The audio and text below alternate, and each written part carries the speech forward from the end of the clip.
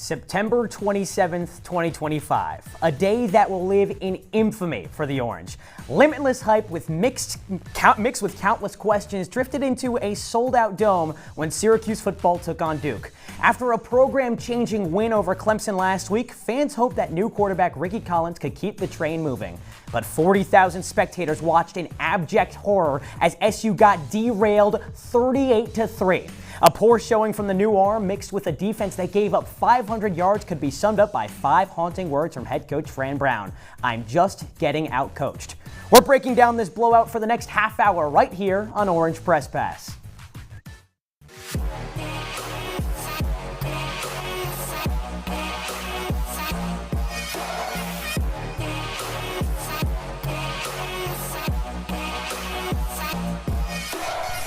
A warm welcome into our CitrusTV studio after a shellacking that Duke handed Syracuse football 38-3 alongside Ben Chadwick and Drew Albaugh. I'm Jish Sokolsky. Fellas, there is probably a lot running through your mind right now after this blowout loss. I just got to know, what's your first thought? This team looks dysfunctional without Steve Angeli, Drew. It really does. I mean, with Ricky Collins at the helm, they just don't have the same swagger and confidence they played in with Angeli. Like, they had the confidence, the offense had the confidence in Angeli when he was the starter. The defense had the confidence in him to put up points so they didn't have to carry the team to victory. With Ricky Collins out there, he looked rough today, and I think it's not going to get a whole lot better as the season goes on. My first thought, Spence, is pretty simple. Outplayed, outcoached, and outworked. You know, sometimes things come better in threes, but not in this scenario. Syracuse was outplayed in almost every facet of the game. Duke, over 500 yards of offense. Syracuse, without a touchdown. Outcoached. Fran Brown said it himself. Manny Diaz simply outcoached him at the end of the first half. It continued in the second half and outworked. Duke was simply better at the second chance opportunities all day long. Syracuse really didn't have an answer for Duke this entire football game. Ben, Drew, those are some pretty chilling first thoughts. That might leave Syracuse fans wondering, what was this game exactly like? Well, we're about to show you, but I don't think you're going to want to look if you're a Syracuse fan. There was a lot of hype going into this game. Syracuse had just beaten Clemson last week, despite being 17.5-point dogs. This week, it's a new quarterback, Ricky Collins, trying to set the tone, and he's picked off. And Caleb Weaver returns that one back 40 yards to the Syracuse 45. That wasn't his only on the day, but his day did not get better whatsoever after that interception either. His day didn't get better, but Yasin Willis was looking to save the day. Superman-like jump. Gets down to the 5-yard line. Syracuse cashed in with an equalizing 3 points, but Duke showed anything you can do, I can do better. How about Nate Shepard, the true freshman, with this 49-yard touchdown run? My goodness. Duke was dominant in every facet of the game. Syracuse couldn't run with them. Syracuse couldn't stop them, and Duke outplayed them every single moment. 10-3 after the first quarter. Syracuse working its way back. Jonte Cook, fumble! Ball's on the ground. Initially, a flag flew because of a targeting call. That flag was picked up. It's Duke ball. And what did they do with it? Well, they cashed in. Slant route to the wide receiver, Cooper Barkate. Takes that 34 yards to the Casa. 24-3, the halftime score. Looking pretty scary. A very dysfunctional first half. And Darian Mensah looked scary against this Syracuse defense. He was an absolute nightmare for the Orange all day long. Steep hole to climb out of in the second half. Collins finds Cook on an out route. And history repeats itself. Jonte Cook, ball squirts out. Duke takes over again, still 24-3 at this point. It's going from bad to worse for Syracuse. Syracuse trying to dig out of the first half hole. Instead, in the second half, the hole only got dug even deeper as Duke continued to pile it on. Even if there wasn't a hole, Nate Shepard would run right through it. That was his second score of the day, but he wasn't alone in the backfield. How about the nightcap, Anderson Castle, puts icing on the cake. This 13-yard touchdown run made it 38-3. It was the worst loss in the Dome for Syracuse since 2022 when they lost 38-3 to Florida State. You see the stats right there. Really just an overall deflating performance from Syracuse, and a really great performance. Hats off to guys like Darian Mensah and Cooper Barkate. All you need to see is the two quarterback performances, Darian Mensah and Ricky Collins. One goes for 268 with 2 touchdowns, one goes for 229 with 2 turnovers, and that is the difference in this ball game, Ben. And I want to talk about Cooper Barkate as well. He led the Power 4 as the most drops for any receiver in the entire country as well. He looked fantastic out there for the Blue Devils. It's really kind of a score you had to be there and see to believe. Well, fortunately for Orange Press Pass fans, we have someone who was there and got to watch this game, or should I say maybe had the disfortune of watching this game. Josh Richardson, a reporter, is live in the JMA Wireless Dome. He watched this one front to back, and Josh, I gotta know, you were there at Fran Brown's press conference. What did he put this loss mainly on? Well, Jish, he put it on himself. That was the biggest takeaway, is he started off the press conference, he said that this performance was unacceptable. They didn't play well enough to their standards, and he got out-coached. It's exactly what you, Ben, and Drew have all been saying. What he also did was apologize to the Syracuse community. There's been too many apologies from coaches for my liking over the last however many months, 7 or 8 months, from both him, from Adrian Autry. I mean, there's so much bad that kind of has gone on, because when the losses happen, the losses are really bad. And you guys kind of mentioned it. This one was not good. 38-3, and Fran Brown just, the biggest thing was he should have put the players in a much better position. That was his entire takeaway from the press conference, was he needs to do a better job of setting everybody else up for success, because they can't just do it alone. They need to have a leader, and he's been that leader so often through this first year and a half of his career as the SU head coach. He has to do a better job, plain and simple. And Josh, it's over an hour past the game's end, right? And those chairs and those seats look completely empty behind you. But at the start of the game, they were packed, right? It was an electric atmosphere from what we could tell. But how do you feel like the energy just shifted in this game as it just kept on dragging on? Yeah, well, Ben, I mean, the seats are all pretty empty at this point behind me, but these seats were also pretty empty by midway through the third quarter, because it was just that kind of a game for Syracuse. At the beginning, it was electric. Yasin Willis's run with the hurdle, the crowd got going. It felt like it came alive. It was a perfect way to respond after the interception and the field goal for Duke. Yasin Willis brought this crowd to life, and then you just can't capitalize. You can't punch it in. You can't find the end zone. That was the biggest plague for Syracuse today, was just not being able to find pay dirt, having to settle for a couple field goals. I mean, or for one field goal. I mean, it just can't happen, and it really just took the life out of this crowd, because as the game progressed, everybody could just kind of tell that this one was not going to go in SU's favor, and a couple of people, well, really a lot of people, just wanted to beat the traffic. One guy that, really went in his favor is running back Nate Shepard for Duke, 168 yards. But Josh, were you more impressed by his dominant performance or more concerned in Syracuse's defensive lapse? I was more concerned by Syracuse's defense, mainly because it's not the first time that SU has been slashed on the ground. A couple times this year that the Orange have given up 200 yards in the run game. Now, his performance was great. Shepard, a freshman, I mean, he had a fantastic day with 2 touchdowns, but it was everybody, both through the air, a couple of other guys caught touchdown passes. I mean, overall, Duke just put it to Syracuse. There's really no other way to put it. You would have thought that this was a basketball game because of how bad that Duke gave it to Syracuse. The biggest takeaway is that the defense needs to be better. That's something that both Devin Grant and Deuce Chestnut said. As leaders, they need to set the example and set the tone every single day in practice, because that's where the defense starts. It starts and ends with them, and they need to be better. The entire defense needs to be better if SU is going to try and get back in the win column next weekend. Well, Josh, at least your Red Sox are playoff bound. Syracuse lost this one 38-3. Josh, thank you so much for all your reporting. Coming up on Orange Press Pass, we're diving deeper into this Mariana Trench of a blowout loss. We're talking Ricky Collins and the defense when we return on Citrus TV.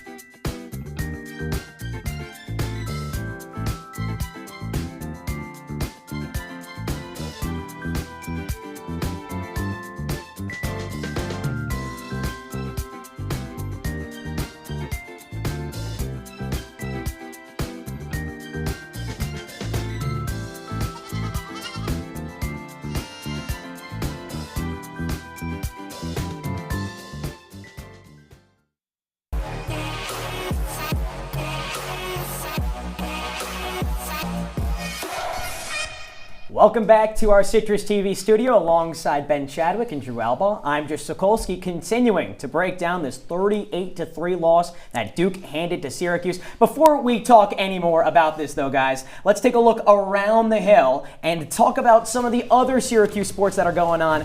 Ben, this Syracuse ice hockey team had a very similar fate to the football team. They really did. A 4-0 ice hockey score is similar to a 38-3 football score, that's for sure. They were forced into a brutal start, right? You're facing the number 5 team in the country against Minnesota Duluth. This is a team that lost a lot of veteran, really talented players last year. There's going to be some growing pains. I'm not too worried about Weiss moving forward, though. All right, I know you're a big ice hockey guy, Ben. I want to look bottom left and top right of the screen. Field hockey, Syracuse, a big bounce back performance with a 1-0 victory over number 7 Duke. And then the volleyball team, how about it? An ACC play wins 3-1 over the Fighting Irish.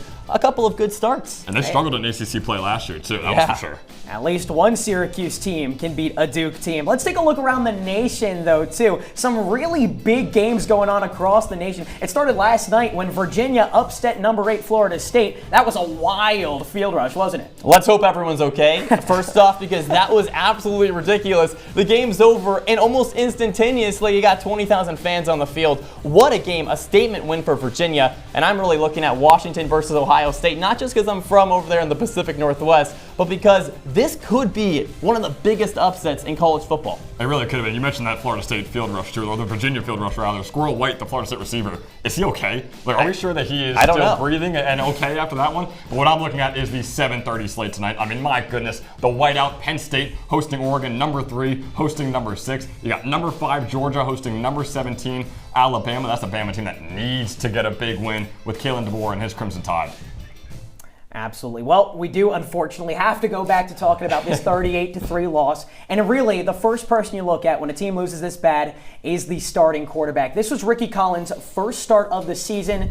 It's his first start in his collegiate career. He didn't quite look that well, Ben. Really, what went wrong for the redshirt sophomore? Well, what went wrong for Ricky Collins, Drew, is he went against a Manny Diaz defense, right? And that's exactly what went wrong. Manny Diaz and this defense blitzed the passer over, I think, 60% of the time, which is a top 20 mark in the entire country, and Collins just could not handle it. He looked so uncomfortable the entire game. You see that interception. There's a lot of underthrown balls he had as well, a non-contact fumble where he just cocked back to pass and just dropped the football. I mean, it was football 101 stuff that he was messing up against Duke today. I don't think the pressure was the big thing that really created the problems. Just one sack for Ricky Collins. He could not figure out the single high safety over and over again, throwing into double coverage, and just 9 for 16 in the first half. In the second half, a little bit better, but you got to take it with a grain of salt because Duke's playing a lot of their second string guys.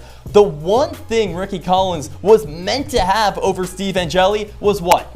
His legs, and he finishes with -8 yards in just 5 rushing attempts. Well, you see it right there, and Collins, he might have only taken 2 sacks, but that's because he just threw the ball into triple coverage whenever he was about to get sacked. So sure, he got the ball out, but it wasn't to an open receiver or an open man at all. I mean, he forced the ball into horrendous situations. Now, you guys both kind of alluded to the Ricky Collins interception, the really bad one on the opening drive. That wasn't the only turnover of the game. Syracuse lost the turnover battle today. Drew, how big of a role did that play in this blowout loss? It was absolutely massive, Jish. 3 fumbles, you only lose a couple of them. You have the big interception from Ricky Collins. Should have had a couple more, to be honest, Ben. I mean, this was absolutely horrific. And if you're trying to get back into a game, it is almost impossible when you keep turning the ball over. Syracuse against Tennessee, a couple of turnovers. What happens? It's a big loss. Duke, 3 turnovers. What happens? A big loss, Ben. Those Ricky Collins should have been interceptions, or what I like to call turnover-worthy plays, and he had a whole lot of them here in this one. I mean, 3 total fumbles and 1 interception. Not to keep harping on Collins, let's talk about Jonte Cook and his ball carrying. Right, he looked careless out there with the football. Of course, there was that sort of targeting, sort of not call. That was a where big he kind of got knocked in the head and the ball was punched out. That's a tough one. But then later on as well, the ball was just punched out when he's just holding it outside, not even up to his body. He just seemed careless, as well as this entire Syracuse offense. Yeah, enough turnovers to open a bakery. I love that line. I'm more of a Danish guy. Cinnamon rolls, a cherry turnover once in a while. You got me on cinnamon rolls, absolutely. Sure, but the turnovers, maybe Duke had a few in the morning this time. All right. You guys got me hungry with all this turnover talk, but you know who was even hungrier? This Duke offense. They were feasting all day on this really pungent Syracuse defense, kind of stank a Swiss cheese, if you will. A lot of holes in it. So even when Syracuse was turning the ball over, they couldn't really rely on the Orange defense to get those stops. Ben, what really went wrong with the Syracuse defense? There wasn't a single redeemable part of this defense today in terms of a unit. Was there specific players? I think Antoine Delorier, the freshman, had a very solid game for Syracuse today. But as a unit, the linebacker core did not look good. The defensive line did not look good. Coverage unit did not look good. I mean, you give up over 500 yards and over 230 rushing yards. We're not going to be saying good things about you here in our postgame show at Orange Press Pass. That is for sure. The defense has gotten progressively better as each game has gone on, too, right? It started off rough against Tennessee, and it got better and better and better. They completely collapsed in this one, though. Completely collapsed. And it's because of one guy. I mentioned it when I asked Josh Richardson the question. Nate Shepard, 168 yards. He averaged, get this, 11 yards per carry. You are not going to win a game at this high level in the D1 if their starting running back gives up 11 yards per carry. And in the first and in the second half, we were looking for that big bounce back second half. It didn't happen. Yes, he gave up only 14 in the second half compared to 24 in the first, but it wasn't happening all day long. And it was one guy, Nate Shepard, and I'm sure Jish Sokolsky has a little bit more on that. You're absolutely right. Not to spoil anything, though, Drew. It's time for our Orange Press Pass Player of the Game. There are plenty of deserving figures for today's honor, but it has to go to the true freshman running back, Nathan Shepard. Came into the day with only 188 rushing yards on the season. How about 15 carries, 168 yards today? That's 11 yards a pop with 2 scores as well. He was the difference maker today, ripping off a big touchdown run in the first quarter, another big one towards the end of the first half, and then the 12-yard score in the second half. We had no choice but to give it to the young stud who absolutely torched Syracuse's defense today. Great job today from the true freshman. A better effort is needed from Syracuse's defense next time. Coming up on OPP, I'm putting my analysts to work. They're getting out of the studio and into the film room to break down some of today's top plays. Don't go anywhere. Plenty more Orange Press Pass when we return.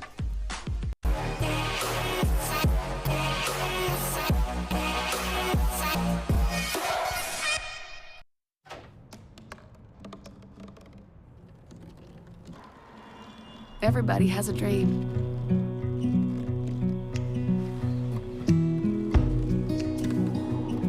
Mine was to see the ocean.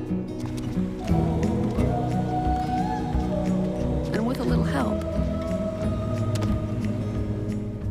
I made it.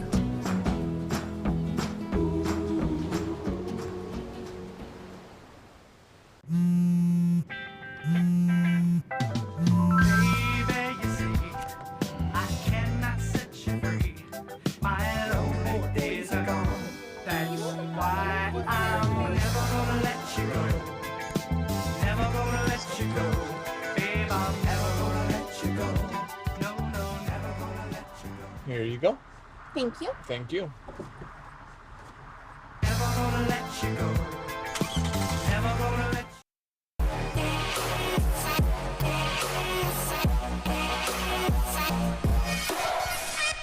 Welcome back to Orange Press Pass, where Duke just beat Syracuse football 38-3. I'm Jish Sokolsky. Now, you might notice there are 2 members of my crew missing, but they weren't quite far away. It's now time for a segment of The Film Room with Ben Chadwick and Drew Albaugh.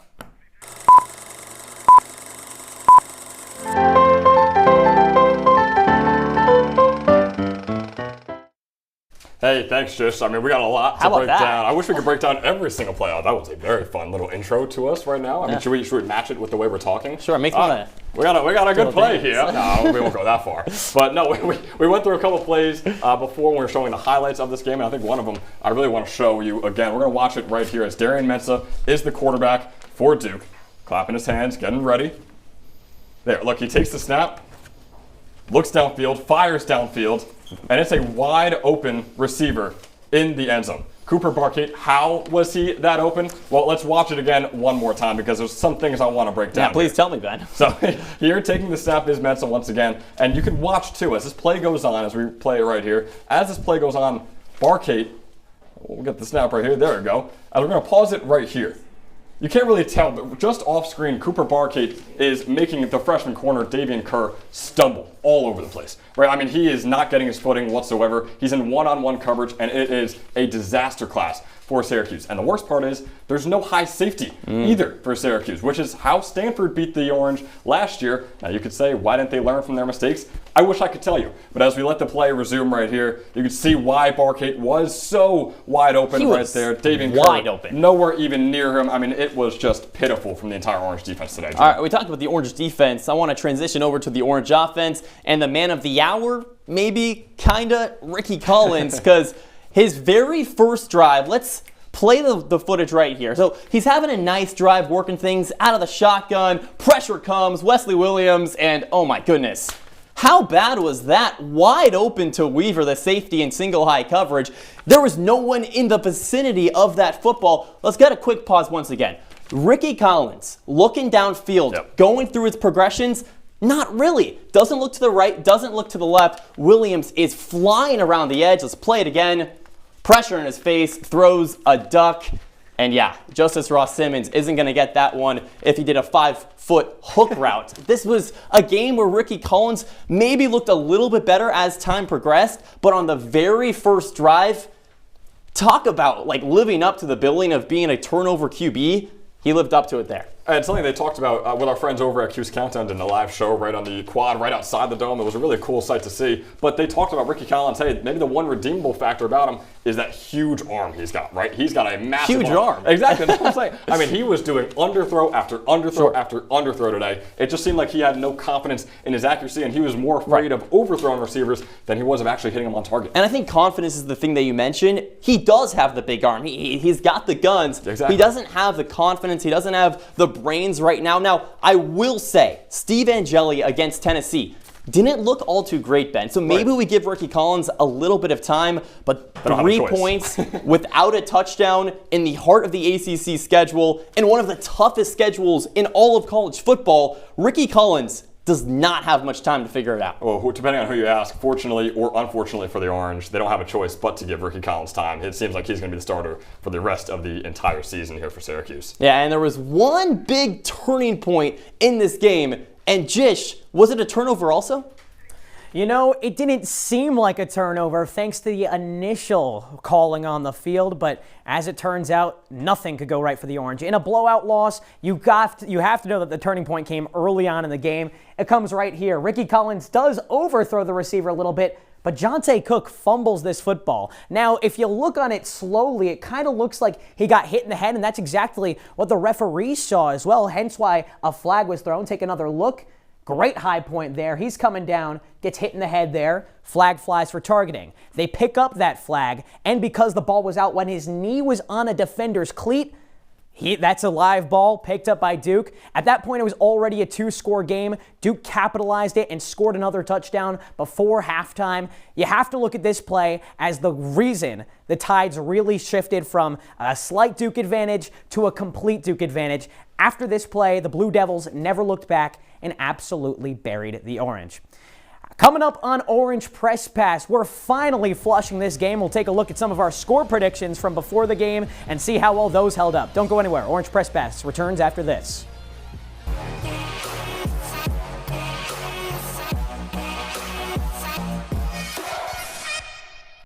Hey Bobo, do trees tell each other stories? I'm sorry. I'm afraid I don't know that. Hey, why don't we go find out? Listen. Can birds draw pictures? I don't have an answer for that. Dad, do stars visit their friends? Look!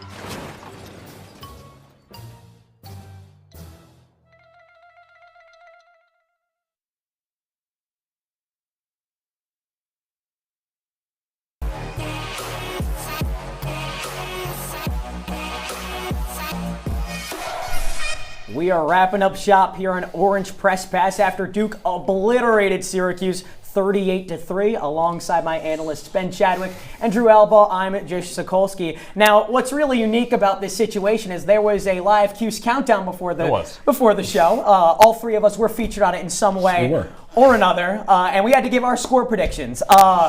Look away if you want to uphold any of mine or Drew's credibility, but Ben, you have a lot to brag about here, I guess. Look at that block blue D right in the center. Come Who would have thought? Who would have thought? I mean, you put Ricky Collins in. You're kidding. He's the guy that Syracuse brought in, saw him practice, and said, "Nope, we're gonna go out there and get Steve Angeli." By the way, nope. Go ahead. This is coming from the same guy who said Nico Iamaleava should transfer to Syracuse. Isn't that what you said? Did you not watch Ricky Collins today, and you're saying you don't want Nico Iamaleava? I don't want him. Roll Blue Devils. It was always Duke all day long. They proved me right. I mean, it was the easiest choice in the world. Ben, you had a 34-31 Duke win. And you're proclaiming to the skies that you got this prediction correct? I did. I mean, you got correct by the win total. You said Syracuse was going to score 30 points. I did 3 points for Syracuse. I also said Syracuse was going to score 40 points, if you remember. So I'm not even going to begin to go even further in that. Ricky Collins is going to be the quarterback for the foreseeable future. Let's see what those games might be. Next, it's at SMU, a pretty confusing team. They won the ACC last year, but haven't really got off to the strongest start. But then again, Syracuse hasn't today either. It's going to be a tough game to really analyze, as are all of these. Clemson, I thought Syracuse was going to lose. Duke, I thought SU was going to win. SMU, kind of a coin toss, as is Pitt, as is Georgia Tech, as is UNC. This schedule could really go either way, and if Syracuse wants to get to a bowl game, these next 4 games are going to dictate that for the Orange. I think it absolutely will. I think 2-2 is the dream for Syracuse in these 4 games right there. They're not incredible teams, but after watching Syracuse today against Duke, now there's the Orange. We've got just about 3 more minutes on Orange Press Pass, and you've heard Drew and Ben talk a lot, but you haven't heard them get really angry. That's what this next segment is for. It's time to sound off.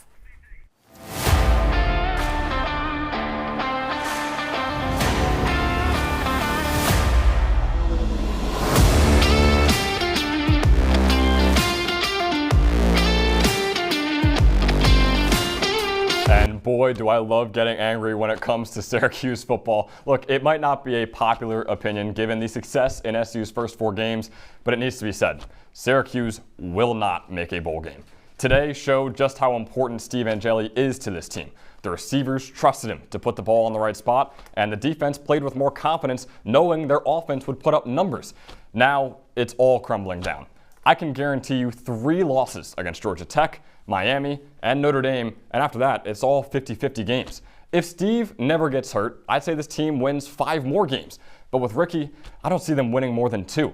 If I'm a Syracuse fan, my eyes are set on 2026.